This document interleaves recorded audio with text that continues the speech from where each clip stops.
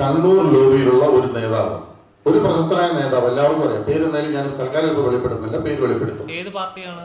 എന്തോ പാർട്ടിയുടെ പേര് ഞാൻ തൽക്കാലം പറയുന്നില്ല. പറഞ്ഞാൽ നിങ്ങൾ എല്ലാവരും അറിയാം, അതുകൊണ്ട് തൽക്കാലം ഞാനത് വെളിപ്പെടുത്തുന്നില്ല. ആ പാർട്ടിയുടെയും ആ നേതാവിന്റെയും പേര് ഇനിയെങ്കിലും ഈ പണി നിർത്തിയില്ലെങ്കിൽ ഉറപ്പായിട്ടും ഇത് പബ്ലിഷ് ചെയ്യും. യാതൊരു സംശയമില്ല. നിങ്ങളെ തന്നെ എല്ലാവരും വിളിച്ചുകൊണ്ട്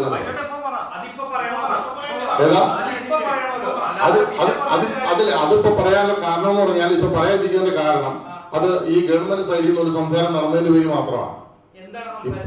അത് നിങ്ങളോട് വെളിപ്പെടുത്താൻ പറ്റില്ല. അത് നിങ്ങളോട് വെളിപ്പെടുത്താൻ പറ്റില്ല. സർക്കാർ സൈഡിൽ നിന്ന് പറഞ്ഞ ഏതാ പ്രസ് മീറ്റിൽ പറയാനുള്ള കാര്യങ്ങളാണ് ഈ പറഞ്ഞുകൊണ്ടിരിക്കുന്നത്. എൻ്റെ പേര് ഷിബു, ഓസ്ട്രേലിയൻ സിറ്റിസൺ ആണ്. ഇവിടെ ബിസിനസ് 15 വർഷത്തോളമായി ഇവിടെ ബിസിനസ് ചെയ്യുന്നു. മൂവീസ് ആയിരുന്നു കൂടുതലും ചെയ്തുകൊണ്ടിരുന്ന, ഓവർസീസ് റൈറ്റ്സ് എടുക്കാറുണ്ട്. പിന്നെ കേരള കോർപ്പറേറ്റുമായിട്ട് കോയറിൻ്റെ ബിസിനസ് ഉണ്ടായിരുന്നു. ടൈല് ബിസിനസ് ഒരു പുതിയ ബിസിനസ്സായിരുന്നു. ഓസ്ട്രേലിയയും ഇന്ത്യ ആയിട്ടുള്ളൊരു പുതിയൊരു കരാർ വന്നായിരുന്നത്, ഇന്ത്യൻ സാധനം ഇമ്പോർട്ട് ചെയ്ത ഓസ്ട്രേലിയയിൽ ഡ്യൂട്ടി പേ ചെയ്യേണ്ട എന്നുള്ളൊരു പുതിയ കരാർ. അതിനനുസരിച്ചാണ് മുരളിയായിട്ടുള്ളൊരു ബന്ധം വരുന്നതും. മുരളി ടൈല് വന്ന് മാനുഫാക്ചർ ചെയ്യുന്ന ഒരാളായിട്ടാണ് എനിക്ക് പരിചയപ്പെട്ടത്. പുള്ളി സാമ്പിൾസ് കാണിച്ചു, ഒരു 30 മോഡലോളം കാണിച്ചു. അതിനകത്തൊരു 15 എണ്ണം നമ്മൾ സെലക്ട് ചെയ്തു. അങ്ങനെ 2022 പുള്ളി 15 കണ്ടെയ്നർ സാധനം ഓസ്ട്രേലിയക്ക് അയക്കുന്നു. അതിലൊരു $43,000 പേ ചെയ്തു. ഒരു എഗ്രിമെൻ്റ് ഉണ്ടായിരുന്നു. എഗ്രിമെൻ്റ് പ്രകാരം 90 ദിവസം കഴിഞ്ഞിട്ട് 50%, ബാക്കി സെയിൽസിനനുസരിച്ച് ബാക്കി പേ ചെയ്യുക. അതായിരുന്നു MOU ഉണ്ടായിരുന്നത്. ആദ്യത്തെ കണ്ടെയ്നർ വന്നു. കണ്ടെയ്നർ വന്നപ്പോൾ തന്നെ പുള്ളി ക്വാളിറ്റി ചെക്ക് എല്ലാം കഴിഞ്ഞിട്ടാണ് ഇവിടെ നിന്ന് അയച്ചത്. പുള്ളിയുടെ ലെറ്റർ ഹെഡിൽ ക്വാളിറ്റി ചെക്ക് കഴിഞ്ഞ്, അവിടെ ക്ലിയറൻസിന് ക്വാളിറ്റി ചെക്ക് വേണം. ചെക്ക് കഴിഞ്ഞിട്ടാണ് അവിടെ വന്നത്. പക്ഷേ അവിടെ വന്നു കഴിഞ്ഞാൽ അവിടുത്തെ ക്വാളിറ്റി ചെക്കിൽ അത് ഫെയിലായി കഴിഞ്ഞപ്പോഴത്തേക്ക് അതിൻ്റെ ഡീറ്റെയിൽസ് എല്ലാം അയച്ചു കൊടുത്തു. അപ്പോഴാണ് പുള്ളി പറയുന്നത്, ഞാനൊരു മാനുഫാക്ചറർ അല്ല, ഞാനൊരു ട്രേഡർ മാത്രമാണ്. ഗുജറാത്തിൽ മോർബി എന്ന് പറഞ്ഞ സ്ഥലത്തു നിന്ന് സാധനം വാങ്ങിച്ചു, വേറൊരാടേക്ക് നിന്ന് വാങ്ങിച്ചു. പുള്ളിയുടെ ബ്രാൻഡ് അതിൽ ടേസ്റ്റ് ചെയ്ത് പുള്ളി അയക്കുന്ന ജസ്റ്റ് ഒരു ട്രേഡർ മാത്രമാണ് പുള്ളിന്ന്. അപ്പം മനസ്സിലായി. ആക്ച്വലായിട്ട് സാധനം അയച്ച മാനുഫാക്ചറിങ് ഡിപ്പാർട്ട്മെൻറ്റ് കമ്പനിയായിട്ട് സംസാരിച്ചു. അവർക്ക് വീഡിയോ അയച്ചു കൊടുത്തു. എല്ലാ ഡീറ്റെയിൽസിലെല്ലാം അവർ മനസ്സിലായി, കാര്യം എന്താണെന്ന് മനസ്സിലായി. അന്നേരം അവർ വീണ്ടും നമ്മൾ ഓസ്ട്രേലിയയിൽ ലാബിൽ ടൈല് ചെക്ക് ചെയ്യാൻ വിട്ടു. ലാബ് റിപ്പോർട്ട് വന്നു. അത് ലാബ് റിപ്പോർട്ടിൽ പറയുന്നത് ഈ ടൈല് ബേക്ക് ചെയ്താണ് ഉണ്ടാക്കുന്നത്. ബേക്ക് ചെയ്യുന്നതിൻ്റെ ടെമ്പറേച്ചർ കൂടിപ്പോയി. അപ്പോൾ ഹാർഡ്നെസ് കൂടി, സ്ട്രെങ്ത് ആണ്. ഇപ്പോൾ എക്സാമ്പിൾ പറഞ്ഞ ഒരു ബ്രെഡ് നമ്മൾ ടോസ്റ്റ് ചെയ്യുമ്പോൾ ഓവറായിട്ട് ഹീറ്റ് വന്നു കഴിഞ്ഞാൽ പൊടിഞ്ഞു പോകും, കട്ട് ചെയ്യുമ്പോൾ പൊടിഞ്ഞു പോകും. അതായിരുന്നു ആ ടൈലിൻ്റെ പ്രോബ്ലം. ടൈലിൻ്റെ ഒരു സ്ക്വയർ മീറ്ററിന് ഇവിടെ 200 രൂപയായിരിക്കും ഒരു സ്ക്വയർ മീറ്ററിന് ടൈലിൻ്റെ വില. ആ ടൈല് ഓസ്ട്രേലിയയിൽ എത്തുമ്പോൾ അത് 2,000 രൂപയായിട്ട് മാറുന്നു, അതിൻ്റെ ക്ലിയറൻസിൻ്റെയും ബാക്കിയുള്ള ട്രാൻസ്പോർട്ടും എല്ലാം വെച്ചിട്ട്. മുരളി ചിലവാക്കി 200 രൂപയാണ് ടൈലിന്. പക്ഷെ എനിക്കതവിടെ വരുമ്പോൾ ഒരു സ്ക്വയർ മീറ്ററിന് 2,000 രൂപയായിട്ടാണ് വരുന്നത്. അപ്പം ബാക്കി 1,800 രൂപ ഞാൻ എൻ്റെ കയ്യിൽ നിന്നാണ് സ്പെൻഡ് ആയത്. അന്നേരം ഈ കംപ്ലൈൻറ്റ് വന്നപ്പോഴത്തേക്ക് കംപ്ലൈൻറ്റുള്ള മാനുഫാക്ചറിങ് കമ്പനിയായിട്ട് ഡിസ്കസ് ചെയ്തു. മാനുഫാക്ചറിങ് കമ്പനി പറഞ്ഞു, ഞങ്ങൾക്ക് പേയ്മെൻറ്റ് വേണ്ട, വിട്ട കണ്ടെയ്നേഴ്സിന് പേയ്മെൻറ്റ് വേണ്ട എന്നുള്ളത്. അത് റിട്ടേൺ ആയിട്ട് അവർ പറയുന്നു, അവർക്ക് പൈസ വേണ്ട എന്നുള്ളത്. പൈസ വേണ്ടെന്ന് പറഞ്ഞാലും അവിടെ പ്രശ്നം തീരുന്നില്ല. അതായത് സാധനത്തിൻ്റെ വില വളരെ ചെറിയ എമൗണ്ടേ ഉള്ളൂ, 200 രൂപ വരുന്നുള്ളൂ. പക്ഷേ ഞാൻ സ്പെൻഡ് ചെയ്തേക്കുന്നത് 1,800 രൂപ. അന്ന് ഓൾമോസ്റ്റ് 2.5 കോടിയോളം രൂപ വരുന്നുണ്ട് ആ 15 കണ്ടെയ്നർ സാധനം അവിടെ വന്ന് ക്ലിയർ ചെയ്തപ്പോഴത്തേക്ക്. അതുകൂടാതെ മുരളിക്ക് കൊടുത്ത പൈസ വേറെ. അപ്പം മുന്നോട്ട് എങ്ങനെ പോവും, ഫുൾ സ്റ്റോപ്പായിട്ട് ബിസിനസ് ചെയ്താലും ഇനി ബിസിനസ് ചെയ്യേണ്ടെന്ന് വെച്ചാൽ മുന്നോട്ട് അത്രയും മുടക്കിയ പൈസ വർക്കൗട്ട് ആകത്തില്ലല്ലോ എന്നുള്ളൊരു പ്രതിസന്ധി വന്നപ്പോഴാണ് മുരളി വീണ്ടും അവിടെ കയറി വന്നു. ഓസ്ട്രേലിയക്ക് വന്ന് ഡിസ്കസ് ചെയ്തിട്ട് പറഞ്ഞു, നീ അടുത്തൊരു നല്ല ക്വാളിറ്റിയുള്ള സാധനങ്ങൾ ഒന്നും കൂടെ വിടാം. ഇത് തൽക്കാലം ഈ പേയ്മെൻറ്റ് നമുക്ക് സെറ്റ് ഓഫ് ചെയ്യാം, ഫ്യൂച്ചറിലേക്ക് സെറ്റ് ഓഫ് ചെയ്യുന്ന രീതിയിൽ നമുക്ക് മാറ്റി വയ്ക്കാം, ബിസിനസ് കണ്ടിന്യൂ ചെയ്യാമെന്ന് പറയുന്നു. ഓക്കെ, അങ്ങനെ തീരുമാനിച്ചിട്ടാണ് രണ്ടാമത്തെ ഒരു 16 കണ്ടെയ്നർ പുള്ളി വീണ്ടും കയറ്റി വിടുന്നത്. പക്ഷേ കണ്ടെയ്നർ ഇപ്പം അടുത്ത 16 കണ്ടെയ്നർ വന്നത് ആക്ച്വലി പെർത്തി വരേണ്ടത് മെൽബണിൽ വരേണ്ട പെർത്ത്, 2 ഓർഡർ സ്വിച്ച് ആയിപ്പോയി. ഡിഫറെൻറ്റ് പോർട്ടിലാണ് സാധനം വന്നത്. എക്സാമ്പിൾ പറഞ്ഞാൽ കേരള, തമിഴ്നാട് അങ്ങനെയുള്ള കേരളത്തിൽ വരുന്ന തമിഴ്നാട് പോയി അങ്ങനെ ഒരു വേറൊരു സ്റ്റേറ്റിലാണ് കണ്ടെയ്നർ വരുന്നത്. അപ്പം നിങ്ങൾ ചോദിക്കുമായിരിക്കും എന്നാൽ എന്തുകൊണ്ട് ആ സ്റ്റേറ്റിൽ നിന്ന് ഇങ്ങോട്ട് നിങ്ങൾക്ക് മാറ്റി എടുത്ത് പ്രോബ്ലം തീർത്തുകൂടാന്ന്. ഇന്ത്യ എന്നൊരു കണ്ടെയ്നർ കൊച്ചിയിൽ നിന്ന് ഓസ്ട്രേലിയ വരെ പോകാനായിട്ട് ഷിപ്പിൻ്റെ കോസ്റ്റ് $800, അതായത് 50,000 രൂപയാണ് വരുന്നത്. അപ്രോക്സിമേറ്റ്ലി 50,000 രൂപ വരും. ഞങ്ങളുടെ ആ മെൽബൺ പോർട്ടിൽ നിന്ന് പെർത്ത് വരെ വരണമെങ്കിൽ $8,000 ആണ്, 5 ലക്ഷം രൂപയാണ് അവിടുന്ന് വരണമെന്നുണ്ടെങ്കിൽ. 5.5 മണിക്കൂർ ഫ്ലൈറ്റും 2.5 മണിക്കൂർ ടൈം ഡിഫറൻസും ഉള്ളൊരു സ്റ്റേറ്റാണ്. അത് അവിടുത്തെ റോഡ് കോസ്റ്റ്, അതായത് ഒരു ടൈലിൻ്റെ ഒരു പാലറ്റ് 1 ടണ്ണാണ്. ഒരു കണ്ടെയ്നറിൻ്റെ അകത്ത് 30 പാലറ്റ് ഉണ്ട്, 30 ടൺ വരും. റോഡിൽ 15 ടണ്ണേ അലൗഡ് ഉള്ളൂ. അന്നേരം ആ റോഡിൻ്റെ എക്സ്ട്രാ ചാർജസും എല്ലാം വെച്ചത് $8,000 ആണ് വരുന്നത്. അതായത് എനിക്ക് 10 പ്രാവശ്യം ഇന്ത്യയിൽ നിന്ന് സാധനം എടുക്കാം. എൻ്റെ ഓഫീസും എൻ്റെ വെയർ ഹൗസും എല്ലാം ഉള്ളത് വന്ന് പെർത്തിലാണ്. പെർത്തിൽ ആദ്യത്തെ 15 വന്നപ്പോഴത്തേക്ക് ഞാൻ എൻ്റെ വെയർ ഹൗസിൽ തന്നെ സ്റ്റോർ ചെയ്തു. മെൽബണിൽ ഈ സാധനം വന്നപ്പോഴത്തേക്ക് എനിക്ക് അവിടെ വെയർ ഹൗസ് ഇല്ല, എൻ്റെ കമ്പനിയുടെ പേരിലാണ് സാധനം വന്നത്. റിലീസ് ചെയ്തില്ലെങ്കിലത്തേക്ക് per day $2,000 demurrage port charge ചെയ്യും. അതുകൊണ്ട് ഞാൻ അത് റിലീസ് ചെയ്തിട്ട് അതൊരു വീക്ക്ലി സ്റ്റോറേജ്, അവിടെ വന്ന് ശമ്പളവും വീക്കിലാണ്, വീടിന് റെൻറ്റും വീക്കാണ്, അല്ല വീക്ക്ലി റേറ്റിലാണ് അവിടുത്തെ കാര്യങ്ങൾ. ഇന്ത്യയിൽ മന്ത്ലി ആയതുപോലെ അവിടെ വീക്ക്ലിയാണ്, മണിക്കൂറിനാണ് ശമ്പളം. അപ്പോൾ അവിടെ വീക്ക്ലി സ്റ്റോറേജ്, അതായത് ഒരു പാലറ്റിന് $15 വെച്ച് വീക്ക്ലി സ്റ്റോറേജിൽ ഇത് വന്ന് സെപ്റ്റംബർ 2023 തൊട്ട് ഇന്നും വീക്ക്ലി സ്റ്റോറേജിൽ എവറി വീക്ക് പേ ചെയ്ത് ആ സാധനം അവിടെ ഇരിക്കുകയാണ്. മുരളിയുടെ പല ഇമെയിൽസും ഉണ്ട്, സാധനം ഇന്ന് എടുത്തോളാം, നാളെ എടുത്തോളാം എന്ന് പറയുന്ന പല ഇമെയിൽസും ഉണ്ട്. പക്ഷെ ഇന്നേ വരെ ആ സാധനം അവിടുന്ന് എടുത്തിട്ടില്ല. അത് കഴിഞ്ഞു. ഇപ്പം ആദ്യത്തെ ഒരു ബിസിനസ്സിലൊരു മിസ്റ്റേക്കായിട്ട് നമുക്ക് കാൽക്കുലേറ്റ് ചെയ്യാം. പക്ഷെ രണ്ടാമതും ഒരു ചെറിയൊരു, അതായത് ഒരു പോർട്ട്, ഒരു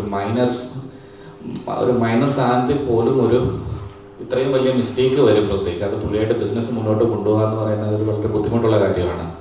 അതായത് പുള്ളി ഒരു ട്രേഡർ മാത്രമാണ്. ഇപ്പം നാട്ടിലിരുന്ന് പുള്ളി ഫോൺ ചെയ്തൊരു ഓർഡർ കൊടുക്കുന്നു, പുള്ളിക്ക് എവിടെയോ ക്രെഡിറ്റ് കിട്ടുന്നു.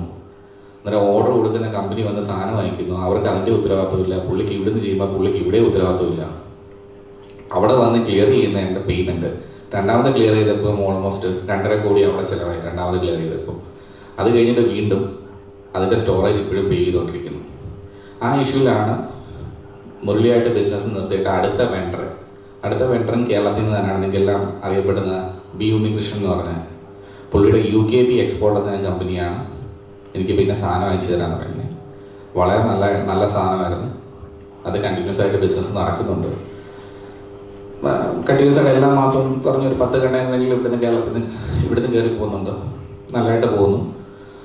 ഓർഗനൈസ്ഡ് ആണ്, എല്ലാ കാര്യവും നല്ല ടൈൽ ബിസിനസ്സായി നല്ലതായിട്ട് പോകുന്നു. അപ്പം ഈ ഇത്രയും കണ്ടെയ്നർ മെൽബണിലിരിക്കുന്ന എല്ലാ ആഴ്ചയിലും ചാർജും എനിക്ക് വരുന്ന സമയത്താണ് ഞാൻ ഇവിടുത്തെ ഡിപ്പാർട്ട്മെൻറ്റ് ഓഫ് ഫോറിൻ ട്രേഡിൽ കംപ്ലയിൻറ്റ് ചെയ്യുന്നത്. അതായത് ഇത്രയും സാധനത്തിന് എനിക്ക് ലോസ് ഉണ്ടായിട്ടുണ്ട്. അന്നേരം ഡിപ്പാർട്ട്മെൻറ്റ് ഓഫ് ഫോറിൻ ട്രേഡ് ചോദിച്ച ചോദ്യങ്ങൾ എന്ന് പറഞ്ഞു കഴിഞ്ഞാൽ, ഇവിടുത്തെ അപ്രൂവ്ഡ് ആയിട്ട് വെണ്ടർ ലിസ്റ്റിലുള്ള എക്സ്പോർട്ടേഴ്സ് ഉണ്ട്, അവിടെ നിന്ന് നിങ്ങൾ എന്തുകൊണ്ട് സാധനം എടുത്തില്ല? 1. 2, നിങ്ങൾ ഇത്രയും കണ്ടെയ്നേഴ്സ്, ഇത്രയും സ്റ്റോക്ക് ഇവിടെ പോകുമ്പോഴത്തേക്ക് എന്തുകൊണ്ട് നിങ്ങൾ നാട്ടിൽ വന്ന് അത് ചെക്ക് ചെയ്തില്ല? 3, അവർ പറയുന്ന ഒരു അഷുറൻസ് എന്ന് പറഞ്ഞാൽ നിങ്ങൾ എത്ര രൂപ മുകളിലേക്ക് കൊടുത്തോ ആ പൈസയ്ക്ക് അഷുറൻസ് ഉണ്ട്. പക്ഷേ നിങ്ങൾ ചിലവാക്കിയ പൈസയ്ക്ക് അഷുറൻസ് ഇല്ല. നിങ്ങളുടെ ക്ലിയറൻസിനോ അതൊന്നും ഇന്ത്യൻ ഗവൺമെൻറ്റിന് അഷുറൻസ് തരാനൊക്കത്തില്ല. മുരളിക്ക് കൊടുത്ത്, അതായത് ഓസ്ട്രേലിയയിൽ നിന്നുള്ള ക്വാളിറ്റി ടെസ്റ്റിങ്ങിൻ്റെ റിപ്പോർട്ട് കൊടുത്തപ്പോഴത്തേക്ക് അവർ പറഞ്ഞു ഇന്ത്യക്ക് ചെയ്യാൻ പറ്റുന്ന, ഇന്ത്യൻ ഗവൺമെൻറ് ചെയ്യാൻ പറ്റുന്ന കാര്യം ഇവിടുന്ന് എക്സ്പോർട്ട് ചെയ്ത് സാധനങ്ങളുടെ നിങ്ങൾ എത്ര രൂപ കൊടുത്തോ ആ പൈസ റീഫണ്ട് തരാനാകും എന്നുള്ളതാണ് പറഞ്ഞത്. അപ്പോൾ ഇതിൽ നിന്ന് എനിക്ക് മനസ്സിലായി എൻ്റെ ഇന്ന് സ്പെൻഡ് ചെയ്ത പൈസ എല്ലാം പോയി. ഞാൻ അതുകൊണ്ട് വേറെ ബിസിനസ്, ഞാൻ ഈ DGFT ആയിട്ടും സെൻട്രൽ ഗവൺമെൻറ്റുമായിട്ടുള്ള അവിടുത്തെ ഗവൺമെൻറ് റിലേറ്റഡ് ആയിട്ടുള്ള അവിടുത്തെ കോർട്ടിലും എല്ലാം ഞാൻ ട്രൈ ചെയ്തു അവിടുത്തെ എക്സ്പെൻസ് റിക്കവർ ചെയ്യാനായിട്ട്. അതിൽ നടന്നില്ല. ആ സമയത്താണ് എനിക്ക് ആദ്യമായിട്ട് മുരളിയുടെ സൈഡിൽ നിന്ന് കണ്ണൂരിൽ FIR വീഴുന്നു, കുറച്ച് കാലം കഴിഞ്ഞു കോഴിക്കോടിൽ വരുന്നു, പിന്നെ തൃശ്ശൂർ FIR വരുന്നു. ലക്കിലി എറണാകുളത്ത് FIR വീണില്ല. പോലീസിന് എന്തോ ഡൗട്ട് തോന്നി, FIR ഇട്ടില്ല. അത് ബിസിനസ് ഡീല് വന്ന് നിങ്ങൾ എഗ്രിമെന്റ് നോക്കുവാണെങ്കിൽ നിങ്ങളുടെ എല്ലാവരുടെയും എഗ്രിമെന്റ് തരാം. ബിസിനസ് അതിനകത്ത് എഗ്രിമെന്റ് അകത്ത് പറയുന്നുണ്ട് ഇത് ഓസ്ട്രേലിയൻ ബേസ്ഡ് കമ്പനിയാണ്, ഓസ്ട്രേലിയൻ ബേസ്ഡ് ബിസിനസ് ആണ്, അത് ഓസ്ട്രേലിയൻ കോർട്ടിലാണ് ഇത് ചെയ്യേണ്ടതെന്നുള്ളത്. ഇപ്പം മുരളിയെ സംബന്ധിച്ചോളം ഓസ്ട്രേലിയൻ കോർട്ടിൽ പോയാലും ഇന്ത്യൻ കോർട്ടിൽ പോയാലും ലീഗൽ സ്റ്റാൻഡിങ് ഇല്ല ഈ കേസിന്. പുള്ളി ഇങ്ങോട്ട് പൈസ തരേണ്ടതേ വരത്തുള്ളൂ ഇത്രയും ലോസ് വന്നത് കാരണം.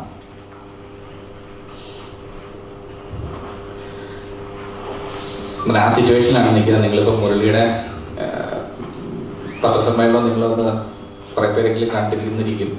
അപ്പോൾ എന്തെങ്കിലും ക്വസ്റ്റ്യൻസ് ചോദിക്കാനുണ്ടെങ്കിൽ നിങ്ങൾ ചോദിക്കാം. ഈ മുരളിയുടെ കാര്യം പറഞ്ഞില്ലേ, വാട്ടർമാൻ ടൈൽസിന്റെ ഓസ്ട്രേലിയയിൽ ടെസ്റ്റ് ചെയ്ത ടെസ്റ്റിംഗ് റിപ്പോർട്ടാണ്. ഈ ടൈലുകളോട് യൂസ് ചെയ്യാൻ പറ്റില്ല എന്ന് പറഞ്ഞ ടെസ്റ്റിംഗ് റിപ്പോർട്ട്. ഇനി ഇവിടുത്തെ പത്രങ്ങൾ മുഴുവൻ എഴുതി ഷിബുവിന് ഏതോ 50 കോടി രൂപ, അതായത് 50 ലക്ഷം ഡോളർ. ഈ ടൈലിൻ്റെ FIR വന്ന സമയത്ത് ഇവിടുത്തെ ഒരു ലീഡിങ് ന്യൂസ് പേപ്പർ, അതിൻ്റെ റെഡ് കളറിലൊരു ഹെഡിങ് ഉണ്ടായിരുന്നു, 100 കോടി സ്കാം. മുരളി കൊടുത്ത FIRൻ്റെ അകത്ത് 1.6 crores പുള്ളിക്ക് പൈസ കിട്ടണമെന്നാണ് മുരളിയുടെ FIRനകത്ത്. പക്ഷെ ഇട്ട പേപ്പർ ഇട്ടത് 100 കോടി സ്കാം. ആ 100 കോടി സ്കാമിൻ്റെ താഴെ പറയുന്നത് മുരളിക്ക് സിനിമാ മേഖലയിലുള്ള തട്ടിപ്പ് ഒന്ന്, രണ്ടാമത് വന്ന് പറയുന്നത് എനിക്ക് ഓസ്ട്രേലിയയിൽ ഒരുപാട് കേസുകളുണ്ട്, ഒരുപാട് ആൾക്കാർ കേസ് കൊടുത്തിട്ടുണ്ട്, 50 കോടി എന്തോ ഒരു കേസ് നിലവിലുണ്ട് അങ്ങനെയെന്നുള്ളത്. ഇത് 3 ഫെബ്രുവരി ഈ വർഷം 3 ഫെബ്രുവരിയിലാണ് ഇത് പബ്ലിഷ് ആകുന്നത്. അപ്പം തന്നെ ഞാൻ അവിടുത്തെ സ്റ്റേറ്റ് പോലീസിൻ്റെ ക്ലിയറൻസും ഫെഡറൽ പോലീസിൻ്റെ, സ്റ്റേറ്റ് പോലീസിൻ്റെ ക്ലിയറൻസ് എന്ന് പറഞ്ഞാൽ കേരളത്തിലാണെങ്കിൽ കേരള പോലീസിൻ്റെ ക്ലിയറൻസും ഓൾ ഇന്ത്യയുടെ പോലീസിൻ്റെ ക്ലിയറൻസും ഞാൻ അപ്ലൈ ചെയ്തു. എനിക്കൊരു സ്പീഡിംഗ് ഫൈന് പോലും ഓസ്ട്രേലിയയിൽ എൻ്റെ പേരിലില്ല. അതായത് ഒരു എൻക്വയറിയോ അല്ലെങ്കിൽ ഒരു റിലേറ്റഡ് ആയിട്ടുള്ള ഒരു കാര്യവും ഇല്ലെന്നുള്ള ഒരു പ്രൂഫാണ്. ഇത് ഞാൻ അയച്ച ലീഡിങ് ന്യൂസ് പേപ്പറിൻ്റെ ഓണർക്ക് ഞാനത് അയച്ചു കൊടുത്തിരുന്നു. പക്ഷെ അവിടുന്ന് റെസ്പോൺസ് ഒന്നും വന്നില്ല. അത് കഴിഞ്ഞ് തൃശ്ശൂരിൽ ഈ കേസ് ഇട്ട് FIR ഇട്ടിട്ട് പിറ്റേ ദിവസം രാവിലെ തന്നെ വീണ്ടും ആ ന്യൂസ് പേപ്പർ റിപ്പോർട്ട് ചെയ്ത് പല തട്ടിപ്പ് കേസുകളിലും ഉള്ള ഷിബു ജോണിന് എതിരെ വീണ്ടും തൃശ്ശൂരിലൊരു FIR. ഒരാളുടെ പേരിൽ ഈ 2 മാസത്തിൻ്റെ ഇടയ്ക്ക് 4 FIR ആണ് വീണേക്കുന്നത്. ഈ ഇത്രയും 6 കോടിയോളം മുടക്കി ഈ ടൈലിൻ്റെ ബിസിനസ്സിന് വേണ്ടി ഇത്രയും മുടക്കിയത് എന്നെ കാണിച്ച ടൈലുകൾ അല്ല എനിക്ക് അവിടെ കിട്ടിയ ടൈലുകൾ. അന്നേരം ആക്ച്വലി ചതിക്കപ്പെട്ടത് ഞാനാണ്. ഞാനതൊരു നാട്ടിൽ വന്നൊരു FIR ഇടാൻ ശ്രമിച്ചപ്പോഴത്തേക്ക് പോലീസ് FIR എടുക്കത്തില്ല, എമൗണ്ട് കൂടുതലാണോ FIR എടുക്കത്തില്ലെന്ന് പറഞ്ഞു. SBI കാണാമെന്ന് പറഞ്ഞു. SBI കണ്ടു. SBI കണ്ടപ്പോഴത്തേക്ക് SBI പറഞ്ഞു ഇത് ഞങ്ങൾക്ക് എടുക്കാൻ ഒക്കത്തില്ല, FIR എങ്ങനെ എടുക്കുന്നതിന് നിങ്ങൾ കോർട്ട് വഴി പോയാലും എടുക്കാൻ പറ്റും. പിന്നെ കോർട്ടിൽ പോയി കഴിഞ്ഞ ആഴ്ചയാണ് FIR മുരളിക്ക് എഗെയിൻസ്റ്റ് ആയിട്ട് വന്നത്. മുരളിക്ക് എഗെയിൻസ്റ്റ് ആയിട്ട് വന്നത് 420 ഇതും തട്ടിപ്പ് മാത്രമല്ല ഇട്ടത്, ഗൂഢാലോചന ഉണ്ടായിരുന്നു. കുറേ വകുപ്പുകളാണ് അതിൻ്റെ അകത്ത് വിത്ത് പ്രൂഫായിട്ട് ഇട്ടിരുന്നത് അതിൻ്റെ അകത്ത്. എന്നിട്ടും ഈ ലീഡിങ് ന്യൂസ് പേപ്പർ ഇത് റിപ്പോർട്ട് ചെയ്തില്ല. സാധാരണ എൻ്റെ പേരിൽ FIR ഇന്ന് വീഴുവാണെങ്കിൽ ഇന്ന് രാത്രി തന്നെ പബ്ലിഷ് ചെയ്ത് നാളെ രാവിലത്തെ പേപ്പറിൽ വരുന്ന ന്യൂസ് പേപ്പർക്ക് ഈ സാധനം കൊടുത്തിട്ട് അവർ റിപ്പോർട്ട് ചെയ്തില്ല. ഇത് കോടതി പോലീസ് അന്വേഷിക്കാൻ വേണ്ടി പോലീസിൽ FIR ഇടാൻ വേണ്ടി കൊടുത്തതല്ല കേസല്ല. കോടതിയിൽ ഇത്രയും ഡോക്യുമെന്റ്സോടെ ഇവിടുത്തെ ഇന്ത്യൻ DGFTയുടെ റിപ്പോർട്ട് ഉൾപ്പെടെയുള്ള ഇതാണ് ഞാൻ കോടതിയിൽ കൊടുത്തത്. അതിൻ്റെ കോടതി അന്വേഷണത്തിനായി പോലീസിൻ്റെ വിട്ടതാണ്. ഇത്രയും സ്ട്രോങ് കേസായിട്ട് പോലും അവർ റിപ്പോർട്ട് ചെയ്തില്ല. എന്നത് ഞാൻ പറഞ്ഞില്ലേ, ഈ ഷിബു പറഞ്ഞ പോലെ ഓസ്ട്രേലിയയിൽ ഭീഷണിപ്പെടുത്തിയെന്നൊക്കെ പറഞ്ഞ് 5-ാം തീയതി പരാതി കൊടുക്കുന്നു. ആ പരാതി കൊടുത്തത് 20 ദിവസം ആലോചിച്ചവര് 15 ദിവസം കൂടി എടുത്തൊന്ന് ആലോചിച്ചു ആരെയൊക്കെ പെടുത്തണം, ഏത് രീതിയിൽ പെടുത്തണം. അപ്പം നോക്കിയപ്പോൾ കൂട്ടത്തിലെടുത്തിട്ടുണ്ടായിരുന്നു ഒരു താടിയെ കുറിച്ചിട്ട് ഇവരെ തന്നെ പെടുത്തിയേക്കാം. അങ്ങനെ എന്നെയും കൂടെ അതിനകത്ത് കൂട്ടുപ്രതിയാക്കി. ആ കൂട്ടുപ്രതിയാക്കിയിട്ട് 20-ാം തീയതി രാവിലെ കൊടുത്ത പരാതിക്ക് ACP ഇതിനകത്ത് നോട്ട് ചെയ്തിട്ടുണ്ട്. ആ നോട്ട് സഹിതം, അതായത് ഇമ്മീഡിയറ്റ്ലി ലീഗൽ ആക്ഷൻ എന്നാണ് പറഞ്ഞിരിക്കുന്നത്. ഇത് സഹിതം അന്ന് തന്നെ FIR എടുക്കും. അതിനകത്ത് ഞാനും പ്രതിയാണ്. കാരണം ഭീഷണിപ്പെടുത്തുകയല്ല, പ്രതിയായിരിക്കും തീർന്നിട്ടുണ്ട്. അത് അവിടെ ഈ മുരളിക്ക് കൊടുത്ത ഈ അനൂപിന് ഈ 28 ലക്ഷം രൂപ ആദ്യം ഈ സിനിമയ്ക്ക് കൊടുത്തതിനകത്ത് ഈ അനൂപാണ് ട്രാൻസ്ഫർ ചെയ്ത് അദ്ദേഹത്തിന്റെ വൈഫിന് കൊടുക്കുന്നത്.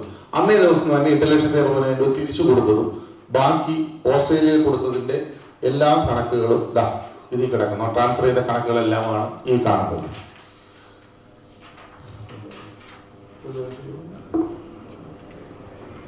ഈ തൃശ്ശൂർ എടുത്ത ഒരു കേസിൻ്റെ ഒരു സർപ്രൈസിംഗ് ആയിട്ടുള്ള ഒരു കാര്യമുണ്ട്.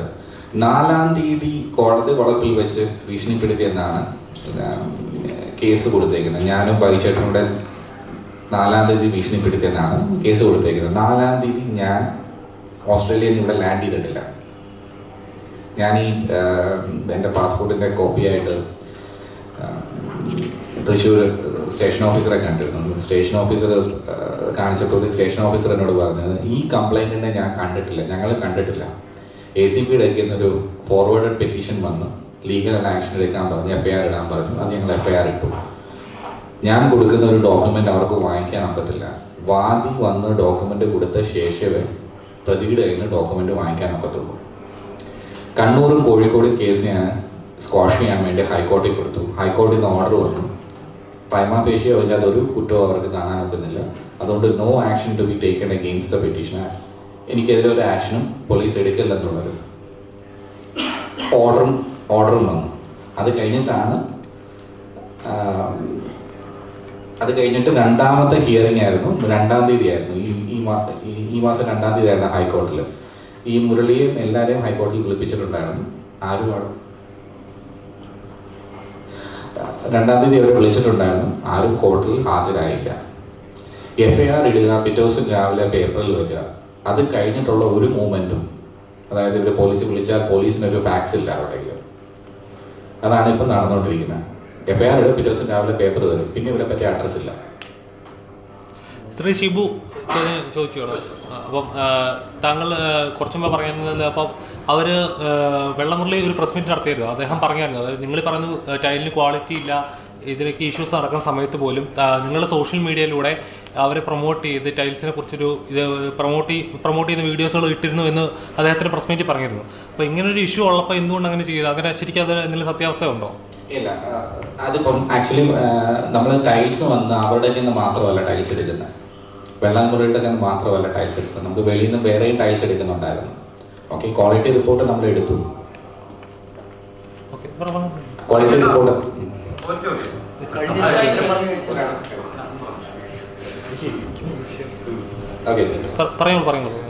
റിപ്പോർട്ട് നമ്മൾ എടുത്തു. സാധനം നമ്മളത് ചെയ്തു. പിന്നെ അനൂപ് എന്ന് പറഞ്ഞൊരു വ്യക്തിയാണ് അവിടെ മുരളി ഏൽപ്പിച്ച് വെച്ചിരുന്നത്. മുരളി ഏൽപ്പിച്ചത് അനൂപ് എന്ന് പറഞ്ഞൊരു വ്യക്തിയാണ് അവിടെ സെയിൽസിന് വേണ്ടി അവിടെ ഏൽപ്പിച്ച് വെച്ചിരുന്നത്. കുറേ അതിൻ്റെ അകത്ത് തന്നെ ഇപ്പോൾ ഫോർ എക്സാമ്പിൾ നമുക്ക് ഒരു കണ്ടെയ്നർ അവിടെ വന്നു കഴിഞ്ഞാൽ കണ്ടെയ്നർ കംപ്ലൈൻ്റ് ആണെന്നുള്ള കാര്യം നമ്മൾ അറിയുന്നത് എങ്ങനെയാണ്? ഇപ്പം കണ്ടെയ്നർ ടൈലെല്ലാം കണ്ടു കഴിഞ്ഞാൽ ടൈലെല്ലാം നല്ല പെർഫെക്റ്റ് ആയിട്ടിരിക്കും. ടൈൽ കട്ട് ചെയ്യുമ്പോഴാണ് പൊടിഞ്ഞു പോകുന്നത്. അല്ലാതെ ടൈലിന് ഒരു ഫുൾ ടൈലായിട്ട് ഇരിക്കുമ്പോഴത്തേക്ക് ടൈലിന് കുഴപ്പമില്ല. ഓക്കെ, കസ്റ്റമർ കൊണ്ടുപോയ ശേഷമാണ് നമുക്ക് കുറേ റീഫണ്ട്സ് തിരിച്ചു വന്നതിന് അതിൻ്റെ എല്ലാം പ്രൂഫുണ്ട്. അതെല്ലാം തിരിച്ചു വന്നപ്പോഴാണ് നമുക്ക് ഈ ടൈലിന് ഒരു കംപ്ലൈൻറ്റ് ഉണ്ടെന്നുള്ള കാര്യം നമ്മൾ മനസ്സിലാക്കുന്നത്. അങ്ങനെയാണ് നമ്മൾ ടെസ്റ്റിങ്ങിന് വിടുന്നത് എന്താണെന്നുള്ളത്. കുറേ വീഡിയോസ് എടുത്തു, മുരളിക്ക് അയച്ചു. അപ്പം മുരളി പറഞ്ഞു ഇത് പുള്ളി ഒരു ട്രേഡർ മാത്രമാണ്, മാനുഫാക്ചറിങ് കമ്പനി വേറെയാണെന്ന് പറഞ്ഞു. എന്നിട്ട് മാനുഫാക്ചറിങ് കമ്പനിയെ നമ്മൾ വിളിച്ചു. പുള്ളി കോൺഫറൻസിൽ ഇട്ട് തന്നു. അവരുമായിട്ട് സംസാരിച്ചു. അവർക്ക് വീഡിയോ വേണമെന്ന് പറഞ്ഞു. ലൈവായിട്ട് വീഡിയോ ഇട്ട് കൊടുത്തു. അവർക്ക് തന്നെ ലൈവായിട്ട് നിർത്തിക്കൊണ്ട് വീഡിയോ. ഈ മുരളി ഷിബുനെ പറഞ്ഞ് പറ്റിച്ചൊരു കാര്യമുണ്ട്. അത് മുരളി പറഞ്ഞത് മുരളിക്ക് ഇവിടെ കമ്പനി ഉണ്ട്, ആ കമ്പനിയിൽ നിന്നുള്ള സാധനങ്ങളാണ് ഞങ്ങൾ അയക്കുന്നത് പറഞ്ഞ് വിശ്വസിപ്പിച്ചാണ് ഷിബുനെ കൊണ്ട് ഇത് ചെയ്യിപ്പിച്ചത്. പക്ഷേ ആക്ച്വലി ഞങ്ങൾ അന്വേഷിച്ചപ്പോൾ ഞാനത് കുറേ ഇവിടെ നിന്ന് അന്വേഷിക്കുകയും ചെയ്തതാണ്. മുരളി ഒരു മീഡിയേറ്റർ മാത്രമാണ്. മുരളി നേരെ ഗുജറാത്തിലൊക്കെ പോയിട്ട് ടൈൽ എടുക്കുന്നു, എന്നിട്ട് വാട്ടർമാൻ എന്ന് പറഞ്ഞ ലേബൽ ഒട്ടിക്കുന്നു, ഇവിടുന്ന് സാധനം അങ്ങോട്ടേക്ക് അയച്ചു കൊടുക്കുന്നു. അതായത് വെള്ളമുരളി അയച്ച എല്ലാ ടൈലുകളും ഫേക്ക് ആയിരുന്നു, അല്ലെങ്കിൽ ക്വാളിറ്റി ഇല്ലായിരുന്നു എന്നാണ് പറയുന്നത്. എല്ലാ ടൈലും എന്ന് പറഞ്ഞാൽ ആദ്യത്തെ 15 കണ്ടെയ്നറിന്റെ കാര്യമാണ് ഇഷ്യൂ എന്ന് പറഞ്ഞത്. ഇപ്പം ശ്രദ്ധിക്കുക, ആദ്യത്തെ 15 കണ്ടെയ്നറാണ് പുള്ളി അയച്ചതിനാണ് ക്വാളിറ്റി റിപ്പോർട്ട് നെഗറ്റീവ് എന്ന് പറഞ്ഞത്. അത് കഴിഞ്ഞ് പുള്ളി അയച്ച ടൈലുകൾക്ക് ഒരു ഇഷ്യൂ ഇല്ല, ഒരു പ്രശ്നമില്ല. ക്വാളിറ്റി വാസ് വണ്ടർഫുൾ, ഒരു പ്രശ്നമില്ലാത്ത ക്വാളിറ്റിയാണ്, ടൈലാണ്, നല്ല സാധനമാണ് വന്നത്. പറഞ്ഞ സ്ഥലത്തല്ല വന്നത്. എക്സ്പെൻസ് കൂടുതൽ. ആദ്യത്തെ 15 കണ്ടെയ്നറിന്റെ എക്സ്പെൻസ് ഇല്ലേ, അതായത് ഞാൻ നേരത്തെ പറഞ്ഞിരുന്നു 200 ഒരു എക്സാമ്പിൾ പറയുകയാണ്, 200 രൂപയാണ് ടൈലിൻ്റെ ഒരു സ്ക്വയർ മീറ്ററിൻ്റെ റേറ്റ്.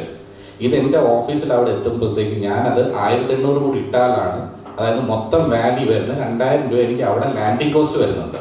എന്നാൽ ഈ 1800 രൂപ മുടക്കുന്നത് ഞാനാണ്. മുടക്കുന്നത് വെറും 200 രൂപയേ ഉള്ളൂ. ആ 200 രൂപയ്ക്കകത്ത് ഞാൻ പൈസ കൊടുത്തു കഴിഞ്ഞു ഓൾറെഡി. ഓക്കെ, അന്നേരം എന്നെ സംബന്ധിച്ചോളം എനിക്ക് ഈ പൈസ ഞാൻ മുടക്കിയ പൈസ എനിക്ക് തിരിച്ചു കിട്ടണം. അതിന്റെ കോമ്പൻസേഷൻ ആയിട്ടാണ് എനിക്ക് അടുത്ത 15 കണ്ടെയ്നർ 16 കണ്ടെയ്നർ അടുത്ത കോമ്പൻസേഷൻ ആയിട്ടാണ് വരുന്നത്. അതിന് കാശൊന്നും ഇല്ല. അതിനും ഞാൻ നമ്മുടെ എഗ്രിമെന്റ് ആർക്കും പുള്ളിക്കുന്ന ഹാൻഡ് ഓവർ ചെയ്യും. അല്ല, നിങ്ങളത് നോക്കിക്കൊണ്ട് സംസാരിക്കുകയാണെങ്കിൽ കുറച്ചും കൂടി ഈസി ആയിരിക്കും. എഗ്രിമെന്റ് സൈൻ ചെയ്യുന്നതിനകത്ത് അതായത് 90 ദിവസം കഴിഞ്ഞിട്ടാണ് ടൈലിൻ്റെ കോസ്റ്റ്, അതായത് പുള്ളിയുടെ ഇവിടുത്തെ ചാർജ് പുള്ളിക്ക് കൊടുക്കേണ്ട എന്ന് വെച്ചാൽ പുള്ളിയുടെ ഈ 200 രൂപ എന്ന് പറഞ്ഞ പേയ്മെന്റ് ഞാൻ 90 ദിവസം കഴിഞ്ഞ് 50% കൊടുത്താണ്. ബാക്കി 50% സെയിലിനനുസരിച്ച്. അങ്ങനെയാണ് ഡീൽ. ഓക്കെ. ഈ ട്രാൻസ്പോർട്ടിന്റെ കോസ്റ്റും 90 ദിവസം കഴിഞ്ഞ് ഫുള്ളായിട്ട് ഞാൻ പേ ചെയ്യണം. ഓക്കെ. അന്ന് 90 ദിവസത്തെ ക്രെഡിറ്റ് ആണ് എനിക്ക് ട്രാൻസ്പോർട്ടിന് കിട്ടുന്നത്. ഈ രണ്ടാമത്തെ കണ്ടെയ്നർ വന്നപ്പോഴത്തേക്ക് പുള്ളിയുടെ കയ്യിൽ ആ പേയ്മെന്റ് ഇല്ല. അതുകൊണ്ട് പുള്ളിക്ക് ഒരു 25,000 അഡ്വാൻസ് ആയിട്ട് വേണമെന്ന് പറയുന്നു രണ്ടാമത്തെ കണ്ടെയ്നർ. ആദ്യത്തെ കണ്ടെയ്നർ വന്ന് ഞാൻ ലോസ് നിൽക്കുക ഓൾറെഡി. അത്രയും പേയ്മെന്റ് മുള്ളിക്ക് കൊടുത്തു. എൻ്റെ ക്ലിയറൻസിന്റെ കോസ്റ്റ് 2.5 crore അടുത്ത് ക്ലിയറൻസിന്റെ കോസ്റ്റ് വന്നിട്ടുണ്ട്. ഇതെല്ലാം വെച്ച് അതായത് സ്റ്റോറേജും ബാക്കിയുള്ള കാര്യം. ഇപ്പം ടൈലെന്ന് പറഞ്ഞാൽ 1 ടണ്ണാണ് ഒരു പാലറ്റ്. ഒരു ടൺ ആകുമ്പോഴത്തേക്ക് ഒരു കണ്ടെയ്നർ 30 ടണ്ണാണ്. ഇത് ഹാൻഡിൽ ചെയ്യാനായിട്ട് 1 ടണ്ണ് നമുക്ക് ഒരാളെ കൊണ്ട് എടുക്കാനൊക്കത്തില്ലല്ലോ. മെഷീനറി വേണം അതിന് ഫോക്ക് വേണം. പുതിയ ഫോക്ക് വാങ്ങിച്ചു. ഫോക്ക് മോർ ദാൻ ഇവിടുത്തെ എമൗണ്ട് വെച്ചിട്ടുണ്ടെങ്കിൽ 20 ലക്ഷം രൂപയെങ്കിലുമാണ് ഫോക്ക് ലിഫ്റ്റിന്റെ വില. പിന്നെ സ്റ്റോറേജിന് സെപ്പറേറ്റ് പാനൽസ് വേണം വരുന്നത്. അതിൻ്റെ ഇൻവെസ്റ്റ്മെന്റ് കുറേ ഉണ്ട്. മാർക്കറ്റിംഗ് ആണെങ്കിൽ മാർക്കറ്റിംഗിന് ആളെ വെച്ച് മാർക്കറ്റിംഗ് പേയ്മെന്റ്സ് കൊടുക്കണമായിരുന്നു. അപ്പോൾ കുറച്ചു മുമ്പ് താങ്കൾ പറഞ്ഞതെന്ന് ഞാൻ ചോദിക്കുകയാണ്. ഇതിനകത്ത് പല രാഷ്ട്രീയ ആളുകളെയും കൂട്ടുപിടിച്ചാണ് ഇങ്ങനെ ചെയ്യുന്നതെന്ന് പറഞ്ഞു. അപ്പം ഏതെങ്കിലും ഒരു പ്രത്യേക പാർട്ടി ഇതിനായിട്ട് ഇറങ്ങുന്നുണ്ടോ? താങ്കൾക്ക് എതിരായിട്ട് പ്രവർത്തിക്കുന്നുണ്ടെന്ന് തോന്നുന്നുണ്ടോ?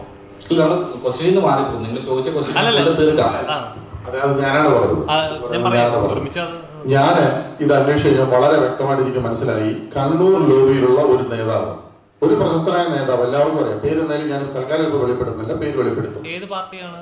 എന്തോ പാർട്ടിയുടെ പേര് ഞാൻ തൽക്കാലം പറയുന്നില്ല. പറഞ്ഞാൽ നിങ്ങൾ എല്ലാവരും അറിയാം. അതുകൊണ്ട് തൽക്കാലം ഞാനത് വെളിപ്പെടുത്തുന്നില്ല. ആ പാർട്ടിയുടെയും ആ നേതാവിന്റെയും പേര് ഇനിയെങ്കിലും ഈ പണി നിർത്തിയില്ലെങ്കിൽ ഉറപ്പായിട്ടും ഇത് പബ്ലിഷ് ചെയ്യും. യാതൊരു സംശയമില്ല. നിങ്ങളെ തന്നെ എല്ലാവരും വിളിച്ചുകൊണ്ട്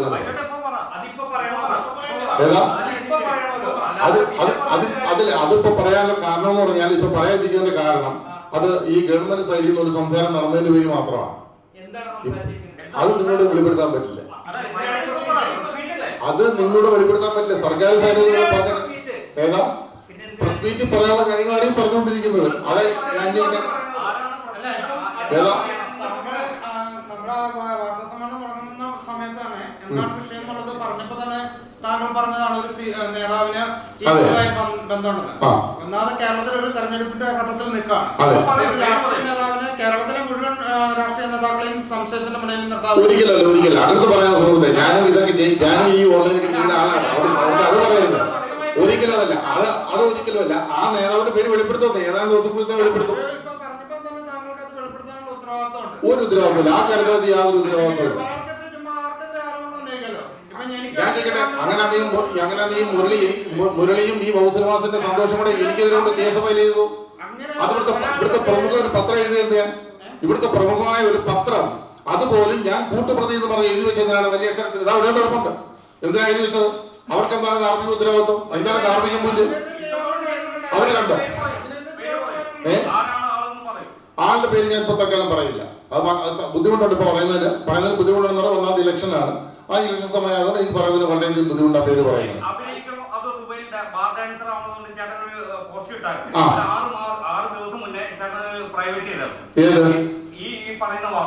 ഏത് വാർത്ത? ഞാനത് പ്രൈവറ്റ് ചെയ്തതല്ല. അത് ഈ അതാണ് നിങ്ങളുടെ ഏറ്റവും വലിയ തെറ്റിദ്ധാരണ. ഈ വൗ സിനിമാസിന്റെ അയാള് എന്റെ ചാനല് ഒരു ഫാൾസ് കമ്പനിയെ കൊണ്ട് ദുബൈയില് അത് അവനത് എന്താണ് പറയാ ഹാക്ക് ചെയ്യിച്ചിട്ട് എനിക്കതിപ്പോ മോണിറ്റൈസേഷൻ പോലും പോയി കിടക്കാം. പ്രൈവറ്റ് അല്ല. നോ ഏതാണ് പ്രൈവറ്റ്?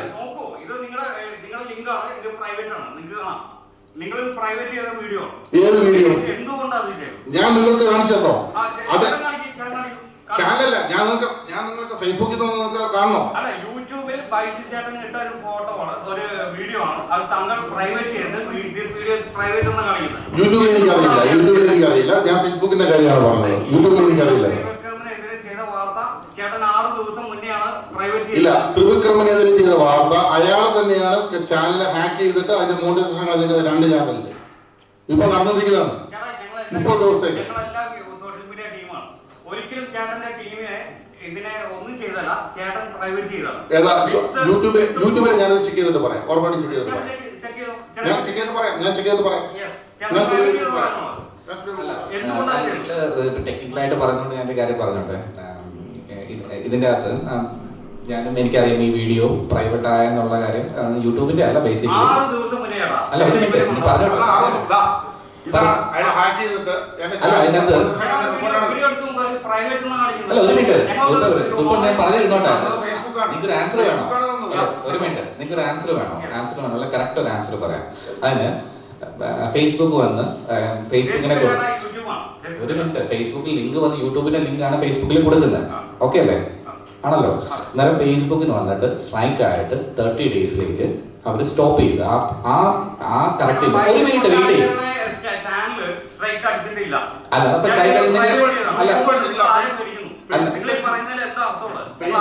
ആ പറഞ്ഞ ആളുകൾ വരുമോ? കാണിച്ചു തന്നെ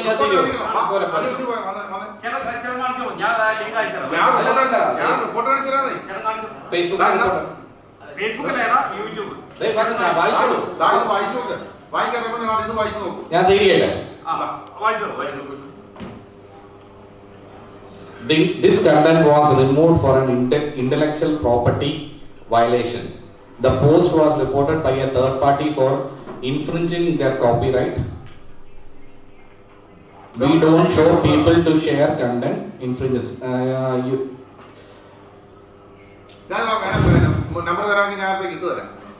അല്ല, ബൈച്ചേട്ടാ കുറച്ച് മുമ്പ് പറഞ്ഞ അപ്പൊ കുഞ്ഞമണി ഹോസ്പിറ്റലിലെ ജൂനിയർ ആർട്ടിസ്റ്റുകൾ ഇങ്ങനെ ബാർ ഡാൻസിംഗിലേക്ക് വിളിച്ചു, അതൊരു വലിയൊരു എന്താ പറയാ, വലിയൊരു ആരോപണമാണ്. അതിനെന്ത് പ്രൂഫാണുള്ളത്? കാരണം അതിന്റെ പ്രൂഫ് 2 പെൺകുട്ടികൾ ഞങ്ങളുടെ അസോസിയേഷനിൽ വന്ന് ഞങ്ങൾക്ക് പരാതി തന്നു. ഞങ്ങളുടെ കയ്യിലുണ്ട്. ഇപ്പൊ ഞാനില്ല, മാക്ടോ ഓഫീസിലുണ്ട്. എല്ലാ ആരോപണം ഉന്നയിക്കുമ്പോഴും എല്ലാവരും പിന്നെ പേപ്പറോട് കൈപിടിച്ചോണ്ടാണ് സംസാരിക്കണേ. ഞങ്ങൾ ഈ ആരോപണങ്ങൾ, ഇത്രയും കാര്യങ്ങൾ ആരോപണമല്ല, ഇപ്പൊ പറഞ്ഞോണ്ടിരിക്കുന്ന സാധനങ്ങൾ മുഴുവൻ ഞങ്ങൾ ഇത് വെച്ചോണ്ടാണ് സംസാരിച്ചത്. ഇതിന്റെ എല്ലാം പേപ്പറുകൾ നിങ്ങളുടെ മുമ്പിൽ വെച്ചോണ്ടാണ് സംസാരിച്ചത്.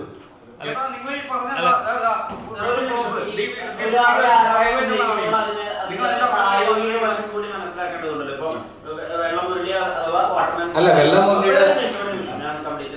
വെള്ളമുരളിയുടെ വട്ടണമുരളി ഞങ്ങളോടൊപ്പം ഒരു പ്രസ് മീറ്റിൽ പങ്കെടുത്തപ്പോൾ അദ്ദേഹത്തിന്റെ കയ്യിൽ രേഖകളെന്ന് തോന്നിപ്പിക്കുന്ന വിധത്തിലുള്ള പേപ്പറുകളാണെന്ന് നിങ്ങൾ പറയുമ്പോൾ പോലും അദ്ദേഹത്തിന്റെ സംസാരത്തിൽ കുറച്ചുകൂടി സ്പഷ്ടത ഉണ്ടായിരുന്നു, വ്യക്തികളുടെ പേരുണ്ടായിരുന്നു, അതിന് ക്ലാരിറ്റി ഉണ്ടായിരുന്നു. ഇവിടെ ഇപ്പോ കണ്ണൂരിലെ ഏതോ നമ്മളെല്ലാം അറിയപ്പെടുന്ന ഒരു നേതാവ്, തൃശ്ശൂരിലെ ഏതോ AFP, ഏതോ ജൂനിയർ ആർട്ടിസ്റ്റുകൾ എന്ന് പറയുമ്പോൾ അവിടെ നിങ്ങളുടെ വ്യക്തിത്വം അല്ലെങ്കിൽ നിങ്ങൾ പറയുന്നതിൽ വ്യക്തതയും നിങ്ങളുടെ ഇന്റഗ്രിറ്റിയും കൂടിയാണ് ഞങ്ങൾക്ക്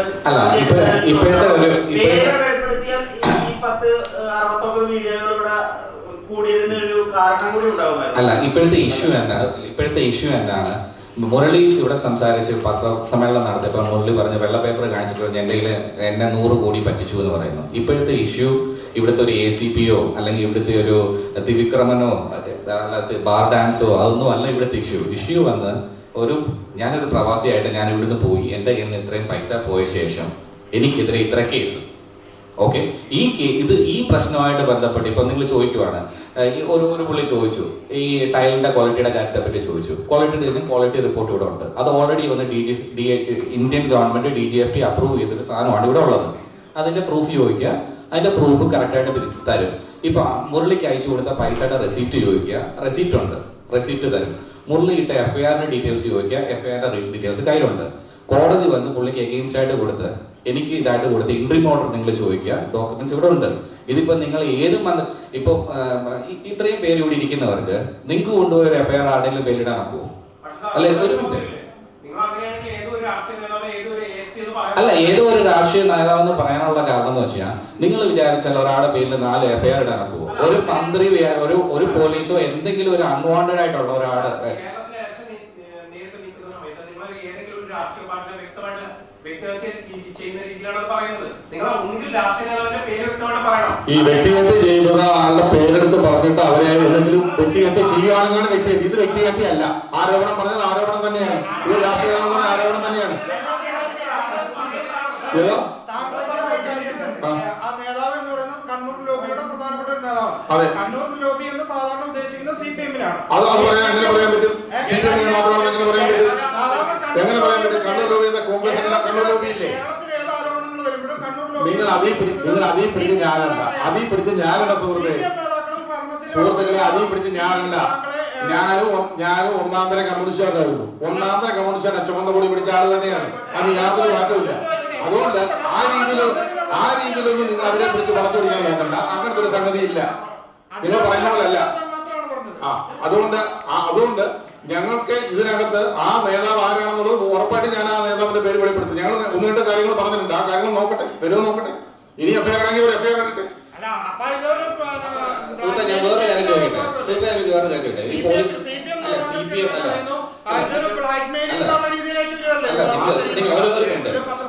ഇപ്പൊ ഞാനൊരു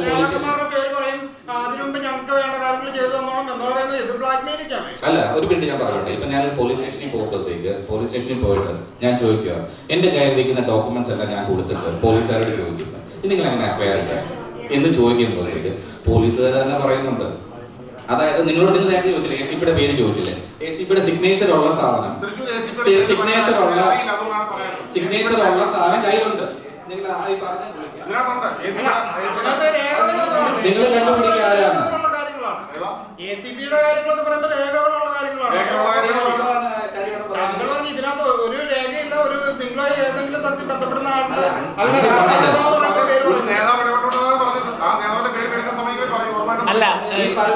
ഈ ഇൻസിഡൻസ് ഇത്ര നടന്നു. വെള്ളമുള്ളി ഒരു പ്രസ് മീറ്റ് നടത്തി ഇത്രയും വൈകി എന്തുകൊണ്ടാണ് ഇങ്ങനെ ഒരു റെസ്പോൺസ്? കാരണം ഇപ്പൊ പണ്ടത്തെ പോലെ ഒരു മീഡിയ കൂട്ടാനായിട്ടോ അല്ലെങ്കിൽ ഒരു ഇത്ര റെസ്പോൺസ് അത്ര താമസമില്ല. സോഷ്യൽ മീഡിയ വളരെ ആക്റ്റീവാണ്. എന്തുകൊണ്ട് ഇത്ര ഡിലേ ചെയ്ത് നിങ്ങൾ അല്ല ഈവൻ ദോ ഓസ്ട്രേലിയ ആണ് അല്ല വേണമെന്ന് വെച്ച് കഴിഞ്ഞാൽ കമ്മ്യൂണിക്കേറ്റ് ചെയ്യാൻ ഫേസ്ബുക്ക് സുഹൃത്ത് ഈ മീഡിയ പുള്ളി വെള്ളമുള്ളി വന്ന് ഇത്രയും പറഞ്ഞപ്പോ നിങ്ങൾ എന്തെങ്കിലും ഒരു ഡോക്യുമെന്റ് നിങ്ങൾ കാണിച്ചിട്ടുണ്ടോ? അല്ല നിങ്ങൾ എന്തെങ്കിലും ഒരു ഡോക്യുമെന്റ് നിങ്ങൾ പുള്ളിയുടെ ചോദിച്ചിട്ടുണ്ടോ? ഞാൻ ഇവിടെ ഇത്രയും ഡോക്യുമെന്റ് ACP സൈൻ ചെയ്ത് ACPയുടെ പേപ്പർ ഉൾപ്പെടെയാ പറയുന്നത്. എന്ത് ഡോക്യുമെന്റ്? ആ ഡോക്യുമെന്റ് ഒന്ന് പറയുമോ? ഒരു ഡോക്യുമെന്റ് പറയുമോ നിങ്ങൾ? അല്ല അതാ പറഞ്ഞത്. അതുപോലെ നിങ്ങൾ പറയുന്ന വ്യക്തത എന്ന് പറയുമ്പോ ഏത് ഡോക്യുമെന്റ് നിങ്ങൾക്ക് തന്നെ ആരോപണം അല്ല ഒരേ ഒരു കാര്യത്തിനാണ് പുള്ളി പറഞ്ഞത്, മറുപടി പറയുന്നില്ല. അല്ല ഒരേ ഒരു കാര്യത്തിനാണ് പുള്ളി പറയാന് കണ്ണൂരിലുള്ള ഒരു മിനിസ്റ്റർ എന്നല്ല പുള്ളി പറഞ്ഞത്. ഓക്കെ, രാഷ്ട്രീയ നേതാവ് എന്നുള്ളതാണ് പുള്ളി പറഞ്ഞത്. ആ രാഷ്ട്രീയ നേതാവ് പോലീസ് ചെയ്യുമ്പോൾ അത് പുള്ളിക്ക് ടെൻഷനൊന്നുമല്ല. കണ്ണൂരിലുള്ള ഒരു രാഷ്ട്രീയ നേതാവാണ്. അത് ഇലക്ഷൻ ആയതുകൊണ്ട് തന്നെയാണ്. നിങ്ങൾ ഇനി എത്ര നിർബന്ധിച്ചാലും എന്റെ വൈകുന്ന ആ പേര് ഇപ്പൊ തൽക്കാലം വരത്തില്ല. മറ്റൊരു